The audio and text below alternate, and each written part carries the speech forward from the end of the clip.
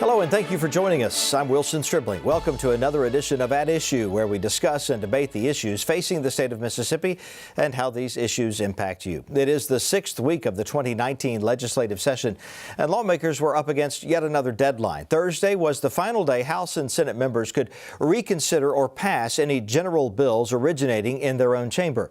We're going to take a look at what's headed to the opposite ends of the Capitol. But first, new regulations could be on the way for former teachers and other retired state employees who want to serve in the legislature. The board that oversees Mississippi's retirement system wants those retirees to be able to serve in the legislature without having to forfeit their pension. Current regulations prohibit that, since legislators are considered full-time employees. A recent ruling from Mississippi Attorney General Jim Hood says retired employees should be able to serve without jeopardizing their pensions. Ray Higgins is executive director of PERS, the Public Employees Retirement System. He says the board's vote will allow that organization to set new regulations that work in favor of retirees without violating the law. The long and short of it is, the recent AG opinion has offered an opinion that retirees may serve in the legislature without a detriment to the retirement benefit. And again, we support our retirees. We just have to make sure and not do anything to inadvertently jeopardize the plan. So the board has, in the administrative committee, offered up a resolution guiding staff to come up with a regulation that would provide for retirees to serve in the legislature without a detrimental benefit or detrimental impact to their benefit. But to do so in accordance with state law, in accordance with the recent Attorney General's opinions, in accordance with federal law, and not do anything that would jeopardize the tax plan, and to do that by January 1st of 2020.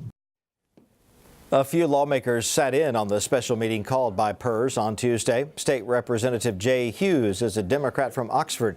Education is a key focus in his campaign for lieutenant governor. He says it's important to have more former teachers active in the legislature. We're going to get retired state employees a chance to run and serve in the Mississippi legislature. We have a lot to learn from educators, from first responders. I mean, I just can't imagine the wealth of knowledge that we can get in there, where right now it doesn't have that diversity. Over in the House, lawmakers are advancing a proposal to let farmers grow hemp for industrial purposes. House Bill 1547 originally would have reclassified certain controlled substances, keeping drugs like the opioid fentanyl in line with federal standards. But a successful amendment from Representative Dana Criswell, an Olive Branch Republican, would remove industrial hemp from Mississippi's list of controlled substances. The bill passed 96-15. Criswell tells MPB's Desiree Frazier farmers are excited about this possibility. It's another crop. They're always looking for something else to grow. They're looking for something else that they can use to make money off of. And the hemp has become very important. The United States for years has been the largest importer of hemp fiber and hemp oil. Our farmers just couldn't grow it. And then there's no real reason they can't grow it other than it was outlawed because it was confused with marijuana. So what can you make from hemp that would be used and developed here? There is a variation, a huge variation of products. Everything from the fiber, clothes. If you look at Patagonia, they have a barn jacket made out of hemp fiber. So hemp fiber is softer and stronger than cotton in many instances. You can make rope out of it. There's a lot of rope that's made out of it. There's just anything that you can get the fiber out of or use fiber for, you can use and make with hemp. And that doesn't include all of the hemp oil products that are used in lip balm and other type of medicinal, not prescription medicinal, but other type of products that are used. House Drug Policy Chair Patricia Willis, a Republican from Diamond Head, urged lawmakers to vote the amendment down. She said that while industrial hemp is legal, the U.S. Department of Agriculture has not yet approved regulations for its production.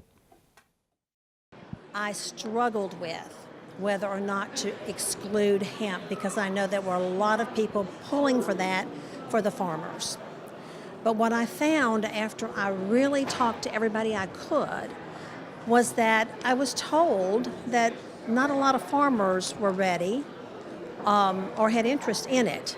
and that's the information that I got. And also that because the hemp legislation did not pass out of committee, we weren't really ready with the regulations and procedures to be used to start growing it and providing certified crop fields. And so that is why I was afraid to put the cart in front of the horse. I think it's coming. It's going to be excluded, well, in this bill, the amendment excludes it, triggered by when the federal government excludes it in their act. But we don't really know how they're going to do that because it does have THC in it, just a minute amount. I don't know whether they're going to completely exclude it or they're going to move it. So hence, I didn't want to create more of a problem than we were trying to solve. Mississippi lawmakers are working toward enacting one of the strictest abortion laws in the nation again. The Senate voted 34-14 to eliminate abortion access once a doctor detects a fetal heartbeat. That could be as early as 6 to 7 weeks of pregnancy. Republican Senator Joey Fillingane of Sumrall explains the two exceptions to the bill. But no person shall knowingly perform an abortion on a pregnant woman with the intent of terminating the life of the unborn child unless, after the fetal heartbeat has been detected, unless there's the exception for the life of the mother if it, not doing the abortion would put the life of the mother in jeopardy or would cause a serious risk of a substantial and irreversible impairment of a major bodily function of the pregnant woman, or on lines 161 and following, if no fetal heartbeat were to be detected, so either the child was already dead in the womb or was not developed far enough into the pregnancy that there was a fetal heartbeat. So with the passage of this bill into law, the Mississippi legislature is endorsing and requiring an ultrasound procedure incorporating a transvaginal probe. This would be to search for the presence of the pulsating embryonic tissue, which could not otherwise be detected. It is a decidedly unpleasant procedure for the patient, even a patient who is not a rape victim. For a rape victim, a transvaginal ultrasound becomes another intrusion into their already violated body. There was an emotional hour-long debate among women on both sides of the aisle. Here's a closer look at what happened on the Senate floor after Democratic Senator Derek Simmons of Greenville offered an amendment to exclude victims of rape and incest. Your amendment that the state of Mississippi's policy is if a pregnancy was caused by rape or incest, that the state of Mississippi believes that that mother should be able to terminate that pregnancy. Senator Blackmon, it will not do any harm. In fact, I believe it strengthens the bill that's before us. In this amendment, you talked about rape and incest, and wouldn't you agree with me those are two very terrible situations that occur in our society? They are, Senator Branning. You would agree. But my question for you in this situation, what did the child do?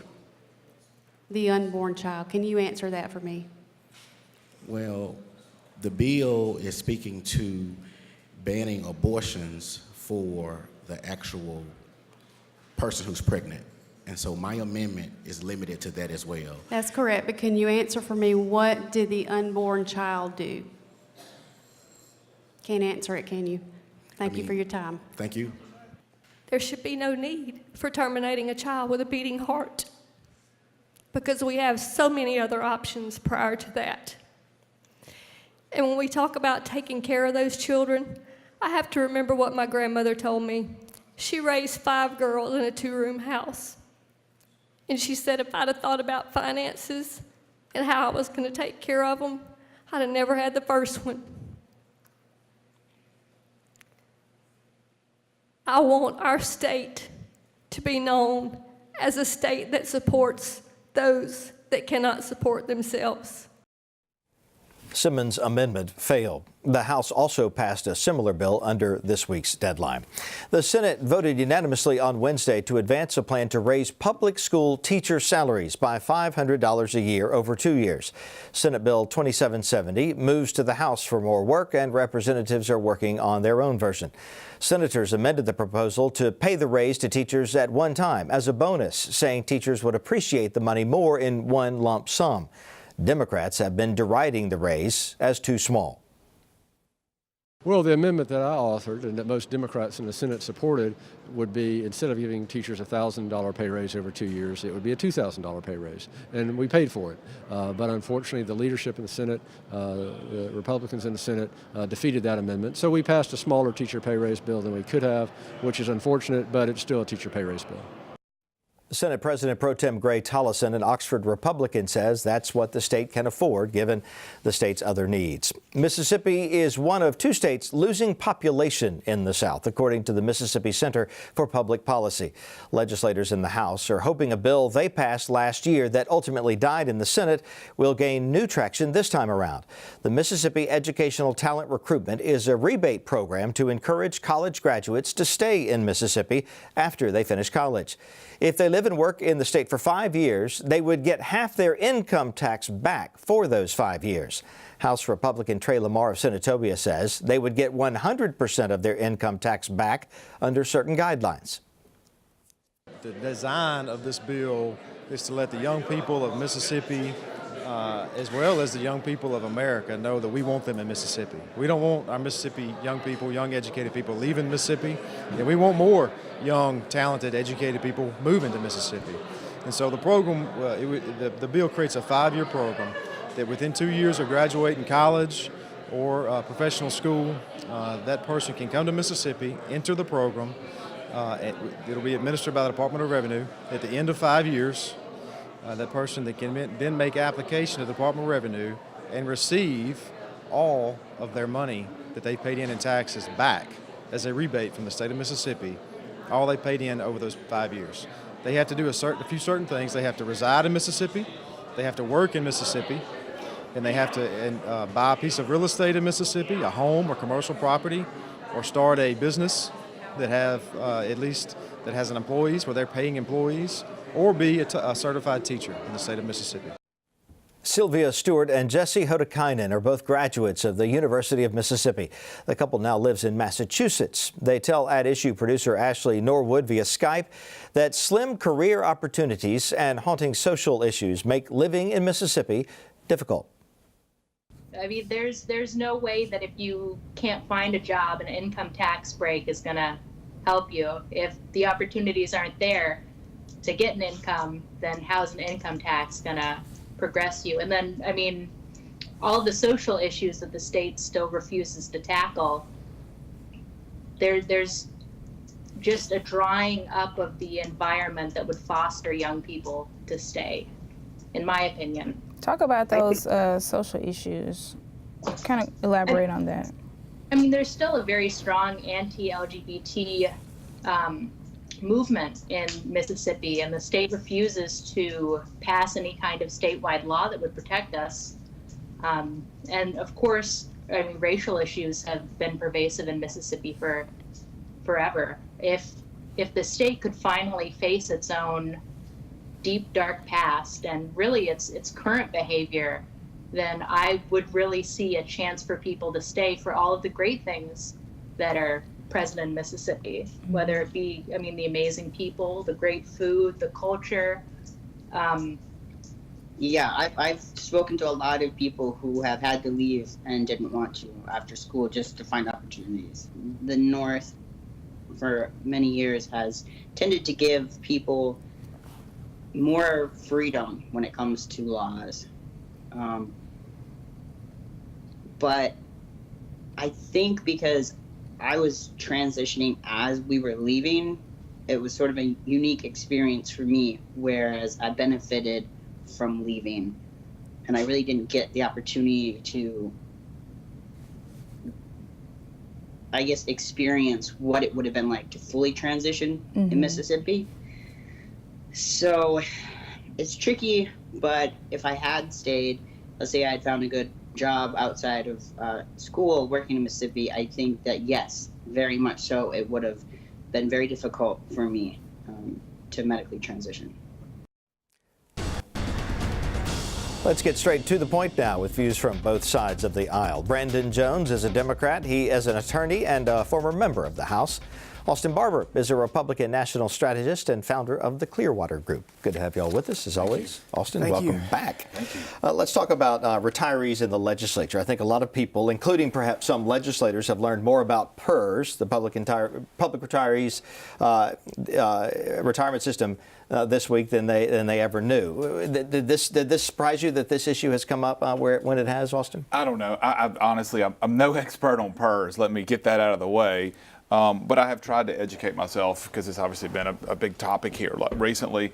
Look, I want to be on the record here. I think it is a good thing always to get more people involved in politics and in government. So I'm not against those that are current retirees that are in the system right now. Of course, public retirees that are in the system, being able to run for what really is a part-time position. You are a former member of the legislature. I have lots of friends and people that I work with that are in the legislature. For the most part, it is a part-time position. So I have no issues with Jim Hood's opinion on that. I don't know about the legal aspects of it, but I have no issues, and I don't have any problems with that whatsoever on that angle of this. The simple message for former superintendents, former teachers who are on the fence, who have contemplated being a part of the legislature, is run.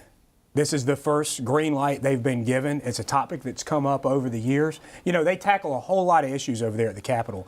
It's not uncommon for it to deal with these agencies. It's not uncommon for it to deal with how we're handling classroom funding, various standards that we place on education. Who better to be a part of that discussion than the group of people impacted by this debate? And so, as a matter of good public policy, it's wonderful that we're going to have a new opportunity for these folks to participate in ways that they haven't before. And I think we're going to see a higher grade of legislator as a result of this. I'm excited about it. Yeah, I mean, more people involved is a good thing. But listen, but I have to make this point about PERS.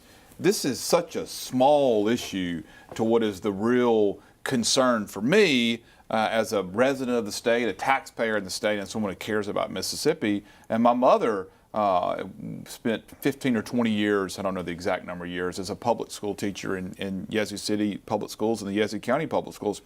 We're only really talking about 174 positions at the state capitol because there's 52 in the House and 122 in the 52 in the Senate, 122 in the House, of course. There are 250,000 people in the program. But listen, PERS, it's a ticking time bomb. I'm very concerned about the future, the fiscal future of PERS. It's something that the next legislature that comes in, the next few years, we've got to address the issues that are there. I mean, quite simply, we don't have enough current employees to take care of the future retirees that are coming. They're almost 1-to-1 right now, and they're gonna surpass that. And you know, you just look at some of the stats there. I have some notes here. The COLA, the cost of living adjustment payments, have risen over $400 million in the last 12 years.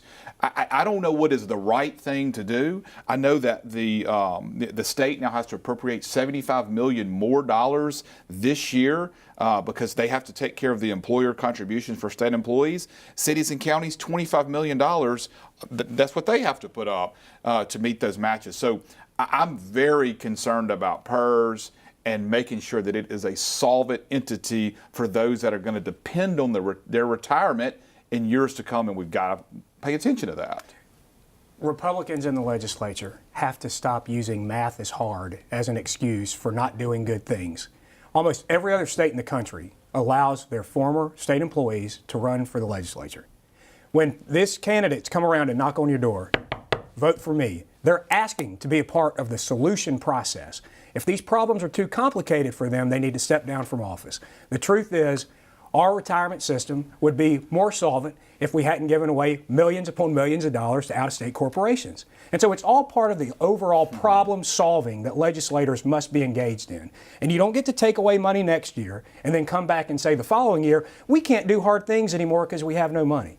This is the right thing to do. Our teachers need to be in that legislature because they have an important perspective that has been essentially closed out. We have lawyers, we have doctors, we have people from every aspect of society. And these are folks who bring a very unique perspective. I mean, I think about all the time we have invested over there at that Capitol talking about education issues without a single educator in the conversation. And so it makes all the sense in the world to have educators in there and to have them as part of the process. I'm just really pleased. I'm glad Solly Norwood made the request. I'm glad the AG did what he did. And you don't get a disagreement with me on that. I'm for more people running. I think the bigger issue is we got to have some reform in the coming years at PERS. Let's talk politics and election politics. So we got word this past week that the just retired Chief Judge on the Mississippi Supreme Court, Bill Waller Jr., will likely run for governor as a Republican. It throws an interesting new a wrinkle in the race. Brandon, who's more concerned about that? Tate Reeves, who he would face in the Republican primary, or Jim Hood, the likely nominee on the Democratic side? 100% Tate Reeves from my perspective. I said to the Hood campaign this week that it's like you just raised $2 million. Because what this means is Tate Reeves is going to have a serious fight on his hands in that Republican primary. And you know, Bill Waller is an interesting figure. Of course, we all know he's son of the former governor, but he's the type of guy who people around the Capitol and people in politics could have openly speculated as to which party he'd be in. And, you know, in this day where we're so polarized and we're so partisan, it's kind of interesting to have a public figure who has managed to kind of maintain that line in a certain way. It's going to make, I think, Austin, a really interesting race. I can't imagine that you could have a more formidable person to enter the race, somebody with the pedigree and background that he has to be in that Republican primary. I think it's going to be a serious contest. Yeah, so listen, I've run two big statewide campaigns, one in 08 and one in 14, and of course was involved in the governor's race very seriously in 2003. So I kind of look at this sort of from a political strategist, campaign manager side. First of all, I don't know Bill Waller personally. I know the family. They're obviously very well respected. I think it's a very difficult race for him to win. We're talking about a 6-month window. It is essentially a 6-month sprint. You're talking about the primary specifically. Absolutely, because you got to be the nominee in order to get to November. And Tate Reeves has $7 million in the bank. Tate Reeves will continue to add money to the bank. Tate Reeves is tremendously popular with Republicans in Mississippi. Tate Reeves is very conservative. You're not going to get to the right of Tate Reeves on both economic, fiscal issues and social issues. It is going to be very difficult for Bill Waller to do that. He does not have sort of an ideological background. He's been a judge, and I assume he's been a really good judge.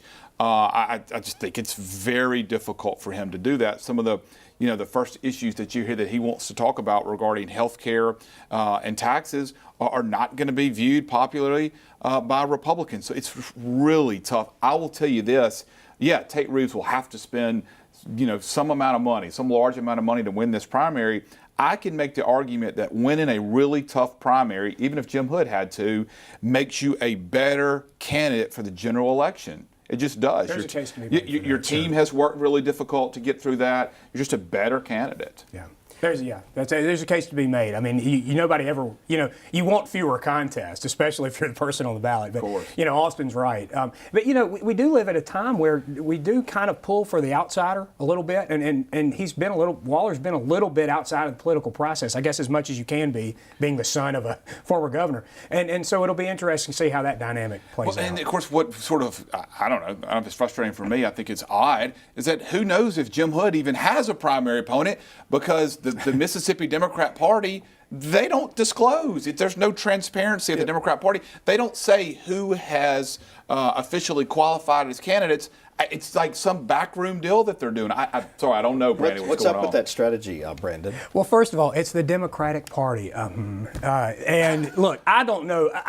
This notion that I have control over what happens at the Democratic Party headquarters, let's go ahead and blow that myth out of the water. You're representing the left here at the table, This is a bad decision by the party. I disagree with it. I think that our party should be releasing these names as they come in. I think if someone qualifies. Yeah, if somebody qualifies, we ought to know about that. And I think there's some type of strategic argument at work here. I don't like it. I think the name should be announced. I don't understand it, and so I don't disagree with you. For all we know, Jim's got a real tough gubernatorial opponent. And who knows when we'll find out. I think we would have heard about it. But yeah, that's a fine point. I don't know how it helps Tate Reeves against Bill Waller, but I agree. We need to release names. Yeah. But if you end up with no major competition for Jim Hood in the Democratic primary, might we see any Democrats voting in the Republican primary to help decide the outcome of that race? You know, what we still see at the local level is that Democratic primaries continue to be pretty competitive. And in my experience, more times than not, voters tend to vote based on what's going on at the local level. So sheriff's race, supervisor's race. Exactly. Yeah. So I don't know, Wilson, if that'll be the case. But you could have folks who are less engaged at the local level who are looking for the more competitive horse race who now are drawn to that race potentially. I don't know. Yeah, I mean, who knows? Delbert Hosen may have a primary opponent. There's going to be a big Republican primary in the Attorney General's race. So I don't know. I'm not sure that's going to happen. Local races definitely are driving a lot of turnout. You vote for the folks you know over the folks you don't. And local often generates the most interest. Any other statewide races that y'all think are going to get very interesting before it's all over? I think it's interesting to see what Senator McDaniel's going to do. There's been a lot of news about him. I mean, he's obviously had a conversation with the president at one point in time, maybe some of his staff, to see, does he run for AG? Does he run for LG? Does he run for governor? Does he just run for his state Senate seat again? That's very interesting. If you had to guess right now, does he run? I mean, he's. I don't know. Yeah, I don't know. Well, we'll leave it at that. We'll have plenty more time to have some thoughts about all these elections as they approach in November. We're out of time for now. Don't forget, you can watch this program on our website, mpbonline.org/issue. And we invite you to tune in to At Issue on the radio now on MPB Think Radio. It comes on Monday mornings at 9 with these two guys. We thank you for joining us here on At Issue on television. Good night.